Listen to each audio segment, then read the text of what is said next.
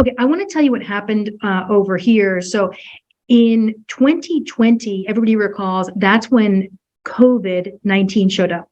And if you really think about the timetable, what you'll realize, end of 2019, we know now a number of people were getting sick, but we weren't sure what it was. 2020 beginning, that's when the big COVID scare occurred. I think by March, April, the country and the world was well in the swing of COVID virus. And what happened over here, we saw a significant number of people that had COVID. Interestingly, 3 to 6 months later, we saw a lot of those same people coming on back. And they had a couple things. One, long COVID, right? So they had a number of symptoms that were associated with the aftermath of COVID. But aside from that, and what was surprising at the time, a significant number of people who had had COVID and came in the early part of the year returned in the summer or the end of the summer with uncontrolled herpes infections. And so what we saw a lot of cold sores, herpes simplex 1. We saw a lot of cases of shingles. We saw a number of people that had complaints of genital lesions, so herpes simplex 2, and we tested people. So we actually were able to confirm that what we were looking at after COVID infection was something that's referred to as the reactivation of herpes viruses.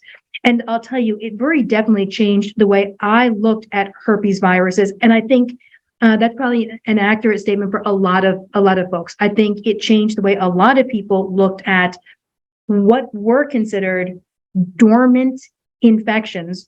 So thinking about the fact that over 90% of the world population has a herpes virus. So that would be herpes 1, 2, Epstein-Barr, cytomegalo, herpes simplex 6, 7, 8. So an overwhelming majority, when I say that, I mean over 90% of the world population is believed to have a herpes infection.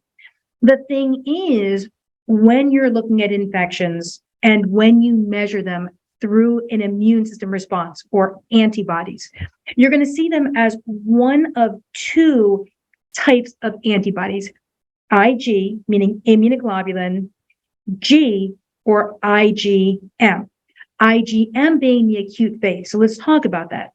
IgM is, I have COVID. If I had COVID right now, I would be IgM positive. So if I go to a lab and they're testing and they're going to say to me, hey, Aim, you have COVID, it's because they can see that COVID is causing IgM reactivity, or my immunoglobulin class M antibodies are responding. It is an acute infection. And typically infections can last about 2 weeks.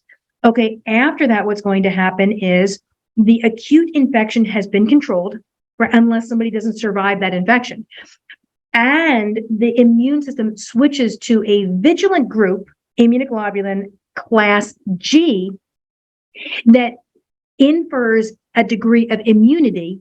And if the infection were to come back, you could quickly make IgM without waiting days, sometimes weeks. So the first time that you get an infection, you have to wait for the body to learn the infection and make the proper antibodies, immunoglobulin M, to ensure next time around, if you were to come in contact with it, that you could quickly respond.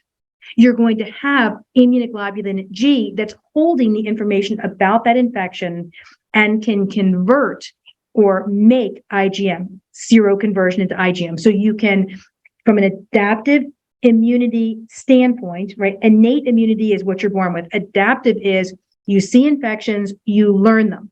The first time around, you start building IgM. In between that and any time that you would develop it again, you have IgG. Here's why I'm saying that. For a long time in medicine, IgG, so this group of antibodies that's essentially on hold, right? Waiting to see if you ever get the infection again and ready to get an active army, IgM ready if you do.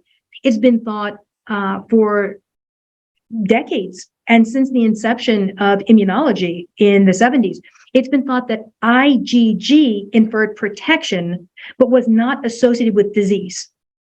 Okay. And so the question then is, if you have an IgG herpes infection, so if you're that person, you have a cold sore, but you don't have it all the time.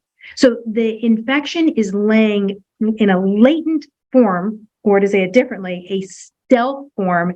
It can reactivate, and especially if the immune system is compromised, COVID-19 being a very significant immune drain on a body. So that kind of would be the definition of an immune system that becomes compromised or fatigued or tired. And so then could you have an infection, and in this case, talking about the herpes family that has been laying dormant in that individual, likely since just after the first decade of life. Most people develop herpes infections between age 10 and 15, their first one. So this thing's been laying dormant, but the question is, does that mean it's not causing disease?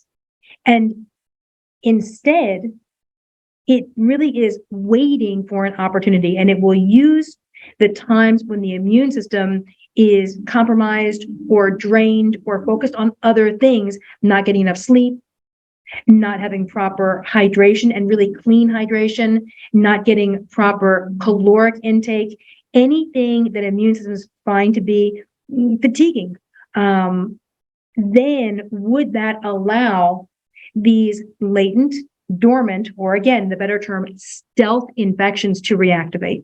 And what we saw with COVID, and it wasn't just this office, there have been multiple articles describing the role that COVID as a large infection can play in reactivating certain infections, and the family of herpetics, herpes simplex 1, 2, CMV, cytomegalo, Epstein-Barr, herpes simplex 6, 7, 8. We know now that people have these viruses and they can reactivate.